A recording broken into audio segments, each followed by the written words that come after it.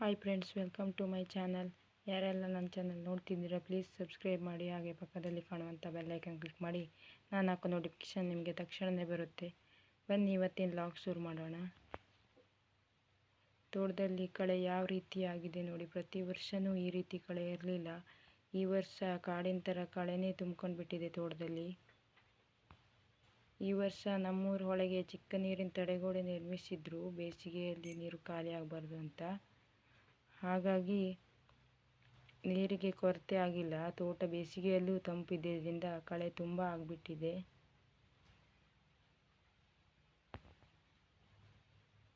ನಮ್ಮ ಯಜಮಾನರು ಕಳೆಯನ್ನು ಕ್ಲೀನ್ ಮಾಡ್ತಾ ಇದ್ದಾರೆ ಮಷೀನಿಂದ.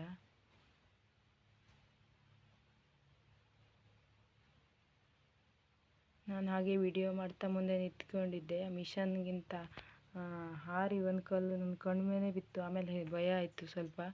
ಹಿಂದ್ಗಡೆ ಬಂದು ವಿಡಿಯೋ ಮಾಡ್ತಾ ಇದ್ದೆ. ಆಮೇಲೆ ದೊಡ್ಡ ದೊಡ್ಡ ಗಿಡಗಳೆಲ್ಲ ಆಗಿಬಿಟ್ಟಿದ್ವು. ಕಾಂಗ್ರೆಸ್ ಗಿಡ ಅಂತೂ ಸಿಕ್ಕಾಪಟ್ಟೆ ಆಗಿಬಿಟ್ಟಿತ್ತು. ಮಿಷನ್ನಲ್ಲಿ ಕಟ್ ಮಾಡೋದು ಕಷ್ಟ ಆಯಿತು ಸ್ವಲ್ಪ.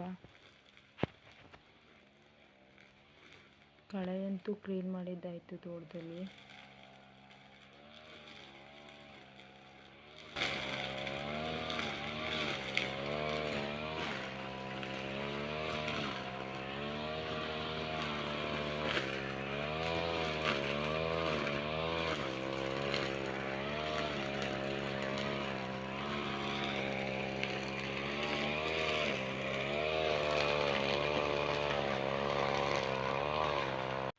ಇನ್ನೇನು ಅಡಿಕೆಗೆ ಕೊಳೆ ರೋಗ ಬರಬಾರ್ದು ಅಂತ ಔಷಧಿ ಸಿಂಪಡಿಸಬೇಕು. ಕಳೆದ ವರ್ಷ ಅಡಿಕೆ ಅಷ್ಟೊಂದು ಆಗಿರಲಿಲ್ಲ. ಹೊಳೆಯಲ್ಲಿ ನೀರು ಬಂದು ತೋಟದಲ್ಲಿ ನಿಂತಿರೋದ್ರಿಂದ ಅಡಿಕೆ ಕೊಳೆ ರೋಗ ಜಾಸ್ತಿ ಆಗಿತ್ತು. ಹಾಗಾಗಿ ಅಡಿಕೆ ಕೊನೆ ಅಷ್ಟೊಂದು ಆಗಿರಲಿಲ್ಲ. ಈ ವರ್ಷ ನೋಡಬೇಕು ಯಾವ ರೀತಿ ಅಡಿಕೆ ಆಗ್ತದೆ ಅಂತ. ಇದೇ ನಮ್ಮೂರ ಹೊಳೆ. ಇವಾಗ ಮಳೆ ಇಲ್ಲದ ಕಾರಣ ಸ್ವಲ್ಪ ನೀರಿದೆ. ಮಳೆಗಾಲದಲ್ಲಿ ಈ ಹೊಳೆ ತುಂಬಿ ತೋಟವೆಲ್ಲ ತುಂಬಿ ಹೋಗುತ್ತೆ.